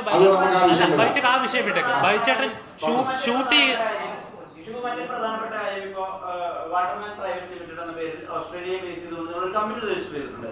65-35% ഷെയർ. അപ്പൊ അങ്ങനെ ഒരു ബിസിനസ് എൻടൈറ്റിൽമെന്റിന്റെ ഭാഗം കൂടി ആകുമ്പോൾ ഒരു ബേസിക്കലി നമ്മളൊരു വീട്ടിലേക്ക് ഒരാളെ പുല്ല് ചെത്തനെ പിടിക്കുമ്പോൾ അയാളെ പറ്റി ഒരു ബോധ്യം ഉണ്ടാവുമല്ലോ നമുക്ക്. അല്ലെങ്കിൽ അയാളെ പറ്റി നമ്മൾ ഇന്റേണൽ ഓഡിറ്റ് നടത്തുമല്ലോ. അയാളുടെ ഇന്റഗ്രിറ്റി എന്താണ്, അയാളുടെ ബിസിനസ് ഇടപാടുകൾ എങ്ങനെയാണെന്നൊക്കെ. അങ്ങനെ ഒരു കമ്പനി രജിസ്റ്റർ ചെയ്തതിനു ശേഷം ഒരുമിച്ച് കച്ചവടവും നടത്തിയതിനു ശേഷം അതിനുശേഷം ആദ്യമായിട്ട് ഒരു ആരോപണം വരുന്നത് വാട്ടർമല്ലിയാണ്. അപ്പൊ അദ്ദേഹം പറഞ്ഞ വാക്കുകളുടെ സ്പഷ്ടത വിശ്വസിക്കാനേ ഞങ്ങൾക്ക് സാധിക്കുള്ളൂ. അതായത് അത് കഴിഞ്ഞുകൊണ്ട് നിങ്ങളോട് പറയുമ്പോ അതിനതിൻ്റെതായ പ്രശ്നമാണ്, വ്യക്തത വേണം. അപ്പൊ ഒരു ബിസിനസ് എന്റൈറ്റിൽമെന്റ് പോലെ തുടങ്ങിയ നിങ്ങളുടെ ഇടയിൽ എന്തെങ്കിലും പ്രശ്നങ്ങൾ ഉണ്ടായിട്ട് പിന്നെ അത് മാധ്യമങ്ങളിലേക്ക് വലിച്ചടക്കുന്നതായിട്ടാണ് ഇപ്പൊ ഇവിടെ വ്യക്തതകളോട് ഞങ്ങൾക്ക് മനസ്സിലാവുന്നത്. ഓക്കെ, സുഹൃത്ത് പറഞ്ഞ പോലെ ഇപ്പൊ ഞാൻ വന്ന് മുരളി വന്നപ്പോഴത്തേക്ക് മുരളിയുടെ ബാക്ക്ഗ്രൗണ്ട് ചെക്കോ അല്ലെങ്കിൽ ഞങ്ങളുടെ എന്നെപ്പറ്റി കുറച്ചും കൂടെ ഞാനൊരു അണ്ടർസ്റ്റാൻഡിങ് സുഹൃത്ത് ആ ക്വസ്റ്റ്യനുള്ള ആൻസർ കേട്ടോളൂ. ഞാനൊരു അണ്ടർസ്റ്റാൻഡിങ് പറയാം. എനിക്ക് വന്ന് അവിടെ ഇലക്ട്രോണിക് വേസ്റ്റ് റീസൈക്ലിംഗ് ഒരു ബിസിനസ് ഉണ്ട്. പിന്നെ എനിക്ക് ഗ്ലോബൽ ബയോമെഡിക്സ് 2 കാസിനോ ഉണ്ട് എനിക്കിവിടെ. പിന്നെ എഞ്ചിനീയറിംഗ് കമ്പനി ഉണ്ട്. പിന്നെ ബാക്കിയുള്ളത് വന്ന് ഓട്ടോമേഷൻ്റെ CNC ഓട്ടോമേഷൻ്റെ കമ്പനിയുടെ ഓൾമോസ്റ്റ് 100 പേരെ എംപ്ലോയീസ് വർക്ക് ചെയ്യുന്നുണ്ട്. അന്നേരം പുതിയൊരു ഗവൺമെന്റ് ഒരു റൂളിംഗ് വരുന്നത് ഇന്ത്യയിൽ നിന്ന് സാധനം വാങ്ങിക്കുമ്പോഴത്തേക്ക് നമുക്ക് ഡ്യൂട്ടി വേണ്ട. ഞങ്ങൾക്ക് ഇത് നേരത്തെ ചൈനയായിട്ട് മാത്രമേ ഉണ്ടായിരുന്നു. അപ്പോൾ ഇന്ത്യയിൽ നിന്ന് സാധനം വാങ്ങിക്കുമ്പോഴത്തേക്ക് ഇത് വേണ്ട എന്നുള്ള കാര്യം. അപ്പം മിനിസ്റ്റർ ജയശങ്കർ സാറെല്ലാം അവിടെ വന്നിട്ടുണ്ടായിരുന്നു. അപ്പം ഇന്ത്യൻ ഹൈ കമ്മീഷനിൽ വരുമ്പോഴത്തേക്ക് ഹൈ കമ്മീഷന് പ്രഷറുണ്ട് ഇത്രയും ഇന്ത്യ എന്നുള്ള എക്സ്പോർട്ടുകൾ ഇമ്പ്രൂവ് ചെയ്യണമെന്നുള്ളത്. അതായത് ഇന്ത്യൻ ഹൈ കമ്മീഷനിൽ നമ്മുടെ ഓഫീസിൽ നമ്മളോട് പറയാറുണ്ട്, നമ്മൾ ഇമ്പോർട്ട് ചെയ്യും ചൈനയ്ക്ക് കൊടുക്കുന്ന പ്രിഫറൻസ് നിങ്ങൾ ഇന്ത്യക്ക് കൊടുക്കുക. യു ആർ ഫ്രം ഇന്ത്യ, നിങ്ങളുടെ മദർ കൺട്രിയാണ് ഇന്ത്യ, ഇന്ത്യക്ക് ഒരു പ്രിഫറൻസ് കൊടുക്കുന്ന പറയുന്നത്. അങ്ങനെയാണ് മുരളി വരുന്നത്. ഇപ്പോൾ ഫോർ എക്സാമ്പിൾ പറയാം, ഇപ്പൊ ചൈനയിൽ നിന്നൊരു ഒരു ഫോർ എക്സാമ്പിൾ ഞങ്ങൾ ടൈൽ എടുക്കുമ്പോഴത്തേക്ക് ഞങ്ങൾക്ക് വന്ന് 50% നമുക്ക് അഡ്വാൻസ് പേയ്മെന്റും ബാലൻസ് വന്ന് 90 days കഴിഞ്ഞ് നമ്മൾ പേയ്മെന്റ് കൊടുക്കുന്ന ഒരു എഗ്രിമെന്റ് ആണ് ചൈനയായിട്ടുള്ളത്. ഓക്കെ, ചൈന ഗവൺമെന്റ് സാധനം വിടുമ്പോഴത്തേക്ക് അവിടെ ഓസ്ട്രേലിയ വിടുമ്പോൾ അവിടെ എന്തെങ്കിലും ഇഷ്യൂ ഉണ്ടെങ്കിൽ വിത്തിൻ 30 days ചൈന ഗവൺമെന്റിന്റെ ഉത്തരവാദിത്വമാണ് അത് ക്ലോസ് ചെയ്യാന്നുള്ളത്. ഓക്കെ, നമ്മൾ അവരുടെ കംപ്ലൈൻസിൽ നമ്മൾ കൊടുക്കുകയാണെങ്കിൽ 30 days അത് ക്ലോസ് ചെയ്യും. പക്ഷേ ഇന്ത്യൻ ഗവൺമെന്റിന് ഇപ്പോഴാണ് സ്റ്റാർട്ട് ചെയ്തിട്ടുള്ളത്. ഓൾമോസ്റ്റ് 1.5 years ആയിട്ട് സ്റ്റാർട്ട് ചെയ്തിട്ടുള്ളൂ. നിങ്ങൾ ചോദിച്ചൊരു ചോദ്യത്തിനകത്ത് ഇന്റഗ്രിറ്റി ചെക്ക് ചെയ്തിരുന്നോ എന്നാണ് ചോദിച്ചത്. എന്നെ സംബന്ധിച്ചുള്ള ഒരു മിസ്റ്റേക്ക് പറ്റിയത് എന്താണെന്ന് വെച്ച് കഴിഞ്ഞാൽ, നമ്മുടെ എഗ്രിമെന്റ് വായിക്കുവാണെങ്കിൽ എഗ്രിമെന്റിനകത്ത് പറയുന്ന പ്രൊഡക്റ്റിന്റെ പൈസ 90 ദിവസം കഴിഞ്ഞിട്ട് 50% പേ ചെയ്യുകയാണ്. പ്രൊഡക്റ്റിന്റെ പൈസ 90 ദിവസം കഴിഞ്ഞ് 50% പേ ചെയ്യുക, ബാക്കി 50% സെയിൽസ് കഴിഞ്ഞ് പേ ചെയ്യുക. എന്നെ സംബന്ധിച്ച് നോക്കുമ്പോഴത്തേക്ക് പ്രൊഡക്റ്റ് നല്ലതല്ലെങ്കിൽ എനിക്ക് പേ ചെയ്യേണ്ട കാര്യമില്ല സുഹൃത്തെ. എനിക്ക് വന്ന് 0 റിസ്ക് ആണ് ഇതിൻ്റെ അകത്ത്. ആസ് എ ബിസിനസ് മാൻ എനിക്ക് 0 റിസ്ക് ആണ്. ഞാൻ വന്ന് 50% പേ ചെയ്തിട്ട് ചെയ്യുന്നതാണെങ്കിൽ എനിക്ക് പുള്ളിയുടെ ഇന്റഗ്രിറ്റി ചെക്ക് ചെയ്യണം. ഞാനിവിടെ മലയാളം സിനിമകളിൽ പടങ്ങൾ എടുത്തുകൊണ്ടിരിക്കുന്ന ഒരു വ്യക്തിയാണ്. ഓക്കെ, പടങ്ങൾ എടുക്കുമ്പോഴത്തേക്ക് പല പടങ്ങൾ, ഇപ്പൊ മഞ്ഞുമലയിൽ ബോയ്സ് എന്ന് ഞാൻ പടം എടുക്കുമ്പോഴത്തേക്കും നമ്മളൊരു അഡ്വാൻസ് ആയിട്ട് കൊടുക്കുന്ന ഒരു ചെറിയ എമൗണ്ടാണ് കൊടുക്കുന്നത്. നമുക്കറിയത്തില്ല മഞ്ഞുമലയിൽ ബോയ്സ് ഹിറ്റ് ആവുമോ എന്നുള്ള കാര്യം നമുക്കറിയത്തില്ല. മഞ്ഞുമലയിൽ ബോയ്സിന് ഹിറ്റ് ആയി കഴിയുമ്പോൾ ഒരു 40 കോടി കളക്ഷൻ എൻ്റെ കയ്യിലായിരിക്കുന്നത്. 40 കോടി കളക്ഷൻ, എൻ്റെ 10% മാത്രമേ ഉള്ളൂ എനിക്ക് അവകാശപ്പെട്ട പൈസ. ആ 10% എടുത്തിട്ട് ഞാൻ ബാക്കി 90% അവർക്ക് ടൈമിൽ റിട്ടേൺ കൊടുക്കണം. ഓക്കെ, ഇതുപോലെ തന്നെയാണ് RDX ചെയ്തതും പഴയ പടങ്ങളെല്ലാം ചെയ്തതും. ഇവിടെ ക്രിസ്റ്റഫറിന്റെ പ്രൊഡക്ഷനിൽ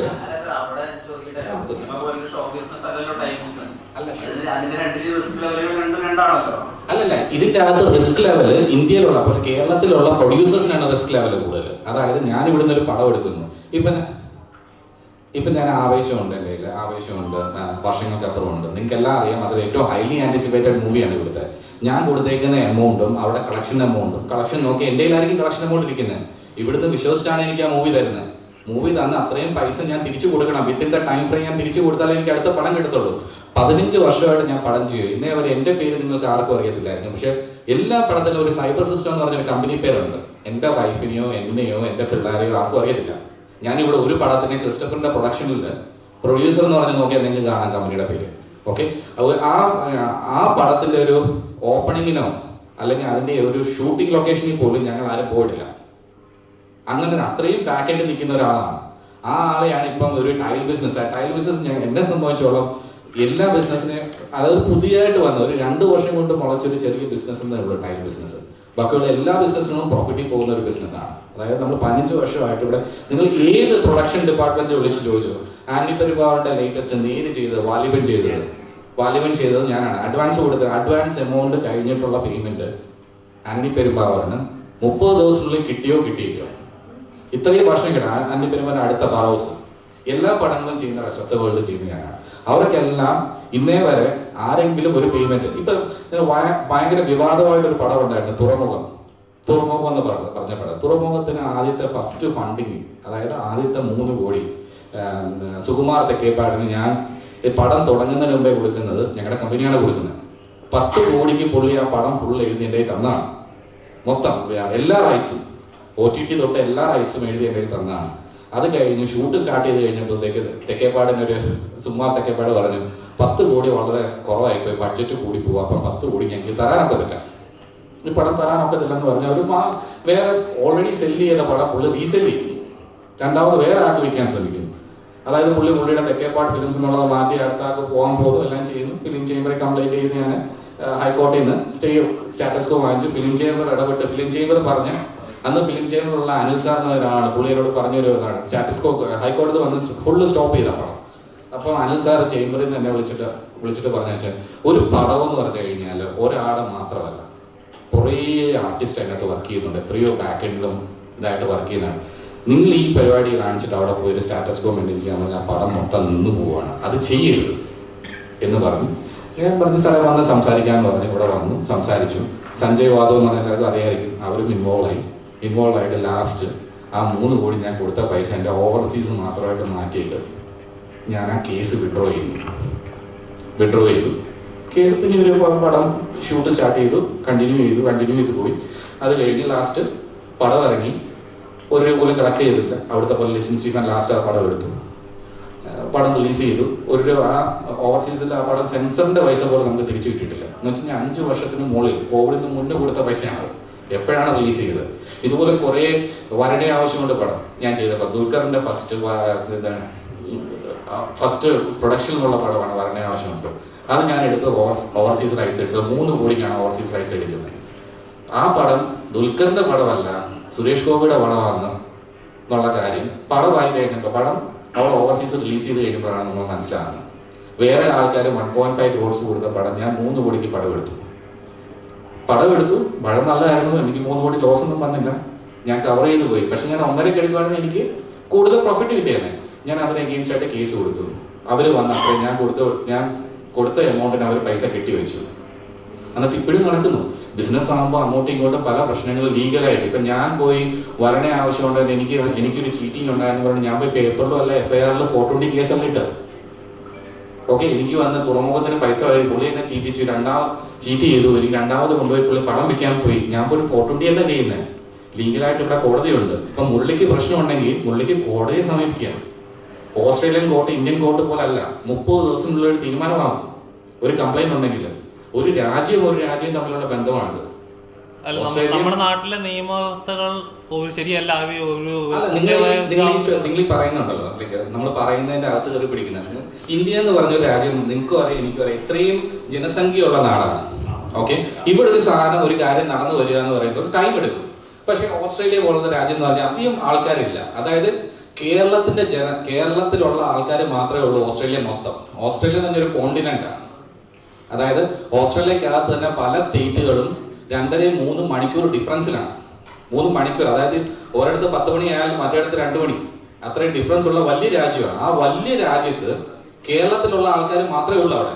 എന്നിട്ട് അവിടുത്തെ നിയമവ്യവസ്ഥയും എല്ലാം വന്ന് ഫാസ്റ്റായിട്ട് തീരും. ഇവിടെ നിന്ന് പറയും ഇത്രയും ജനങ്ങളുണ്ട്, ഇത്രയും ജനങ്ങൾക്ക് എത്ര കോടതിയുണ്ട് ഇവിടെ. ഒരു കോർട്ടിൽ ഇട്ട് കഴിഞ്ഞാൽ ഇപ്പൊ വരണേ ആവശ്യമുള്ള കേസ് ഇപ്പം പറയുക എന്ന് റിലീസായതാണ്, കോവിഡിന് മുന്നേ റിലീസായതല്ലേ. റിലീസായ അന്ന് തൊട്ട് ഈ കേസ് 4 വർഷമായി കൊമേഴ്ഷ്യൽ കോർട്ടിലാണ് ഈ കേസ് കിടക്കുന്നത്.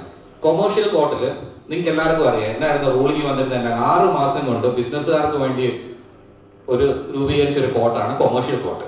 ഈ കൊമേഴ്ഷ്യൽ കോർട്ടിൽ 4 വർഷമായിട്ട് ഈ സാധനം കിടക്കുക. അതായത് അവർ പൈസ കെട്ടിവെച്ചു, എല്ലാ ദിവസവും വരുമ്പോഴത്തേക്ക് ഒന്നിട്ട് മാറ്റി വയ്ക്കുക, അവിടെ മാറ്റി വയ്ക്കുക, ആളില്ല, അങ്ങനെ മാറി പൊക്കോണ്ടിരിക്കുകയാണ്. അതാണ് നമ്മുടെ നിയമവ്യവസ്ഥ ഇവിടെ. ഓസ്ട്രേലിയ നോക്കുവാണെങ്കിൽ ഇവിടെ കുറച്ച് ലീനിയൻ്റ് ആണ്, ആൾക്കാർക്ക് കൂടുതൽ അവസരങ്ങൾ കൊടുക്കും. 10 പ്രാവശ്യം നിങ്ങൾ കോർട്ടിൽ വന്നില്ലെങ്കിലും 14 പ്രാവശ്യം നിങ്ങൾക്ക് ഒരു ലീനിയൻസി ഉണ്ട്. ഓസ്ട്രേലിയയിൽ വന്ന് 2 പ്രാവശ്യം നിങ്ങൾ വന്നില്ലെങ്കിൽ എക്സ്പാർട്ടിയായി, വിധിയായി. അതാണ് അവിടെ ഇവിടെ ആയിട്ടുള്ള വ്യത്യാസം. അല്ലാതെ ഇവിടുത്തെ നിയമവ്യവസ്ഥ വന്ന് തെറ്റാണെന്ന് പറയാൻ ഞാൻ യോഗ്യനല്ല.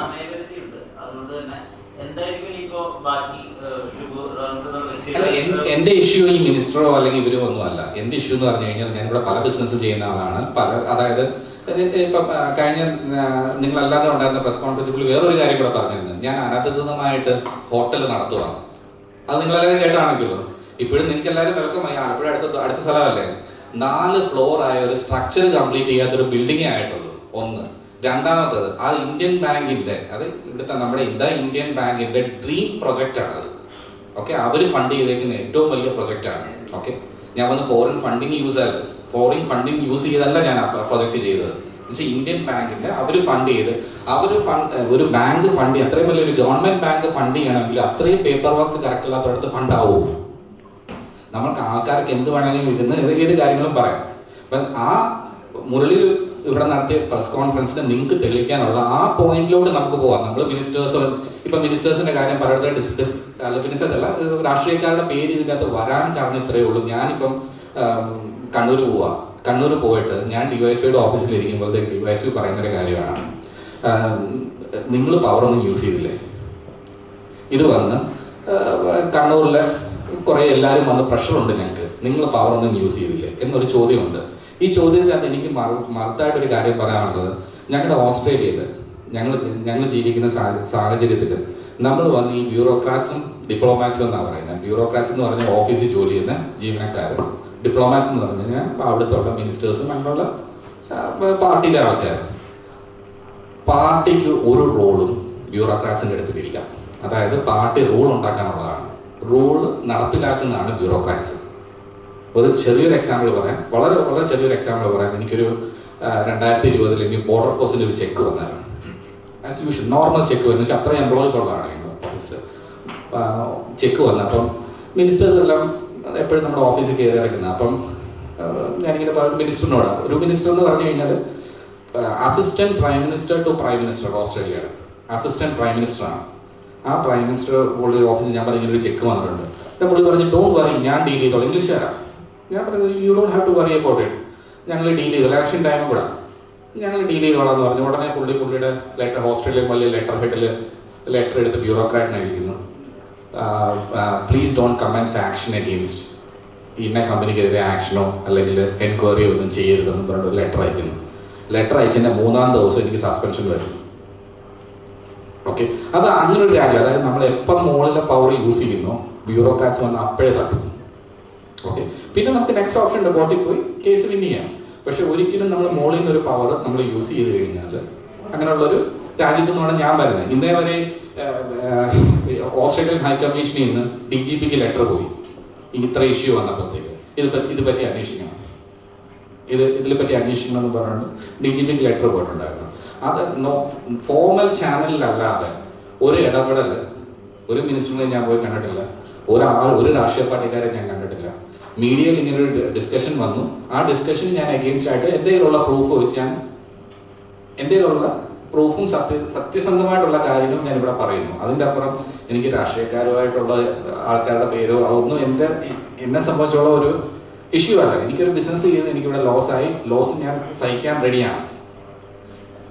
എൻ്റെ ഭാര്യയും എൻ്റെ പിള്ളേരെയും ഇതിലോട്ട് പിടിച്ചിടും. 21 വയസ്സായിട്ടുള്ള മോന്, അവൻ ഇന്ത്യ വന്നിട്ട് 5 വർഷം കൂടുമ്പോഴാണ് ഇന്ത്യയിൽ വരുന്ന പയ്യനാണ്. അവനെയും പിടിച്ച് കേസിൻ്റെ അകത്തിട്ട് അങ്ങനെ വരുമ്പോഴുള്ള വിഷമം കാരണം നമ്മൾ സംസാരിക്കുന്നു.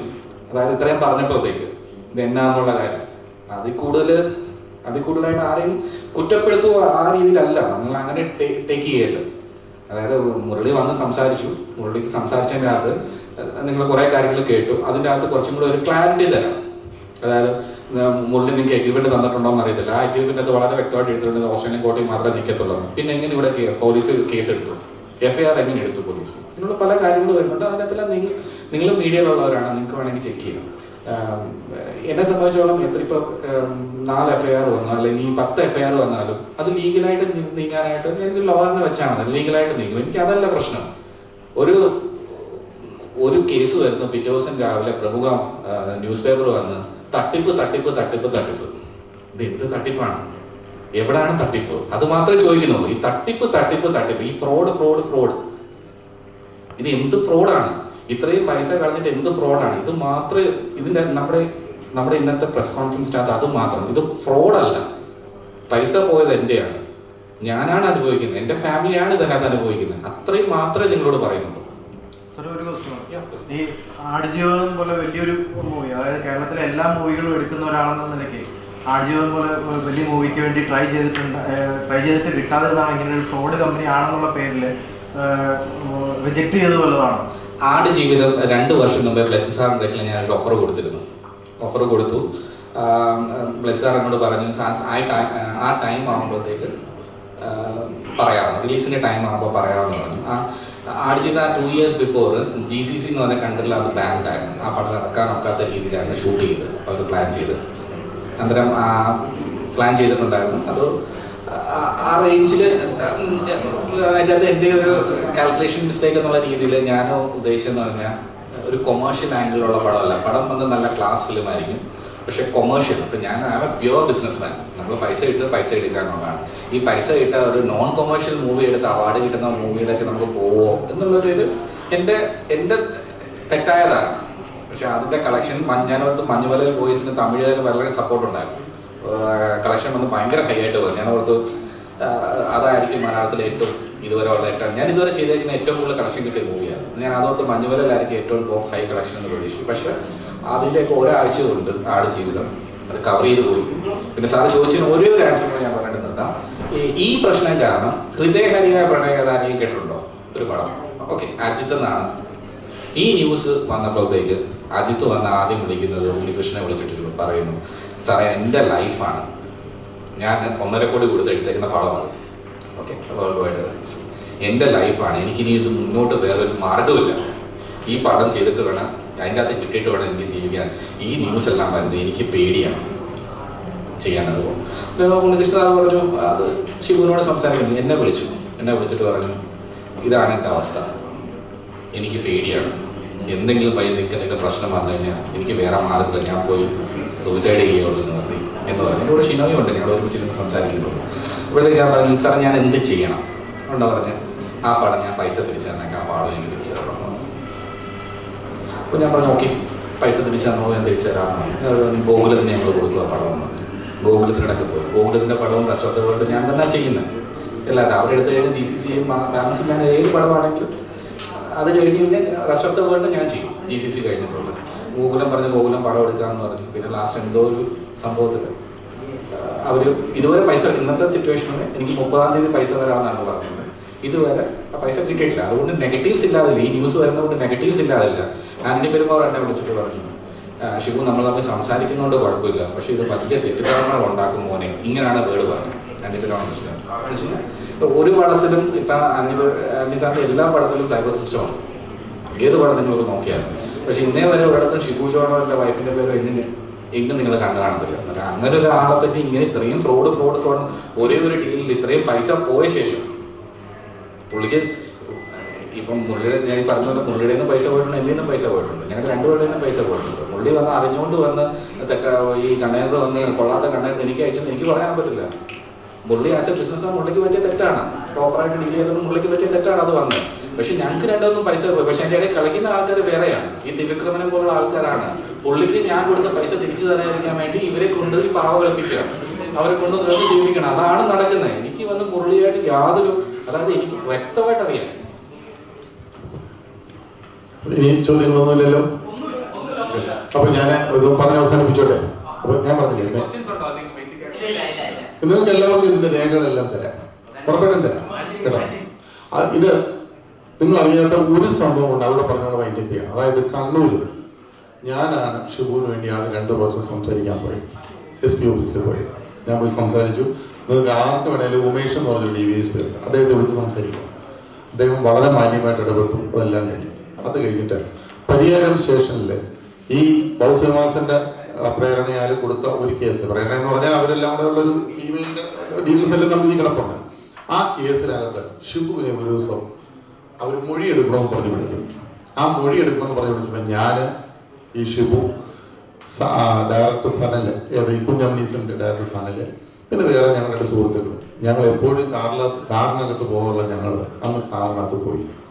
ഞങ്ങൾ ഇവിടുന്ന് രാവിലെ അങ്ങോട്ട് വന്ദേഭാരതിൽ പോയി, തിരിച്ചിങ്ങോട്ട് അതിലും വരാമെന്നുള്ള ധാരണയിലാണ് പോകുന്നത്.